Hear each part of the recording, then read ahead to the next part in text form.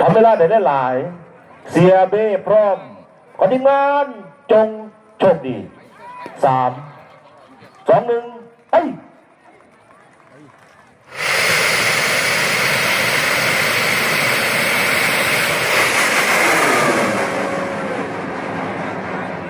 ดาวขอลูกพี่ลี่เนี่ย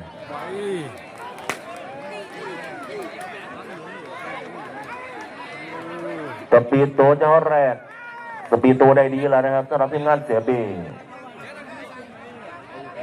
ติดตามระบบที่2ระบบยอดระบบข้อโอ้ยให้กระลุกหลบบางแง่เลย